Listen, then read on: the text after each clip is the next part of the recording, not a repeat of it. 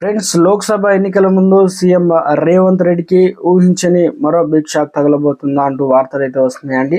దీనికి సంబంధించి complete information అయితే వీడియో రూపంలో తెలిస్తే వీడియో స్కిప్ చేయకుండా ఎండ్ వరకు చూడడానికి కంప్లీట్ ఇన్ఫర్మేషన్ అయితే అర్థమవుతుంది.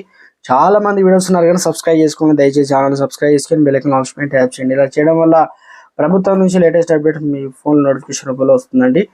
లైక్ చేయడం మర్చిపోతున్నారు, దయచేసి లైక్ చేయండి. లైక్ చేయడం వల్ల ఇటువంటి ఇంపార్టెంట్ ఇన్ఫర్మేషన్ చాలా మందికి రీచ్ చేసిన వారు అవుతాం.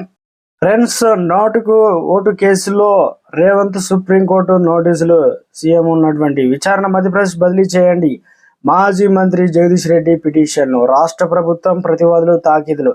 4 వారాల్లో స్పందించాలని కోర్టు ఆదేశాలు. ఇక డీటెయిల్స్ వివరాలకు వచ్చినట్లయితే నోటుకు ఓటు కేసులో కీలక పరిణామం చోటు చేసుకుంది. ఓటుకు నోటు కేసులో విచారణ మధ్యప్రదేశ్లో మార్చాలని సుప్రీంకోర్టు పిటిషన్ దాఖలైంది. తెలంగాణ నుంచి మధ్యప్రదేశ్కు ఈ కేసు విచారణ మార్చాలని మాజీ మంత్రి బీఆర్ఎస్ నేత జగదీష్ రెడ్డి అయితే బదిలీ పిటిషన్ దాఖలు చేశారు. ఈ కేసు విచారణ హైదరాబాద్ నుంచి భోపాల్కు బదిలీ చేయాలని దాఖలైన పిటిషన్పై విచారణ జరిపిన justice BR Gavai, justice Sandeep Mehta ధర్మాసనం విచారణ చేపట్టింది. తెలంగాణ ప్రభుత్వానికి రేవంత్ రెడ్డి ఇతర ప్రతివాదులు నోటీసులు జారీ చేసింది. సీఎం, హోంమంత్రిగా ఒకరే బాధ్యతలు నిర్వహిస్తున్నారని, వెంటనే ట్రయల్ కూడా మొదలుపెట్టడానికి సన్నాహాలు చేస్తున్న తమకు సమాచారం ఉందని పిటిషనర్ జగదీష్ రెడ్డి తరపున న్యాయవాది మోహిత్ రావు కోర్టుకు అయితే తెలిపారు. ఇప్పటికే ట్రయల్ మొదలుపెట్టిన విచారణ ప్రభావం చూపే అవకాశం ఉందని పిటిషనర్ తరపున న్యాయవాది ధర్మాసనం దృష్టికి అయితే తీసుకొచ్చారనమాట. ఇందులో ఒకవేళ ట్రయల్ పై ఎలాంటి ప్రభావం ఉందనుకుంటే తాము ఎలా చూస్తున్నామంట బీఆర్ఎస్ జస్టిస్ బిఆర్ గవాయ్ వ్యాఖ్యానించారు. ఈ కేసులో ట్రయల్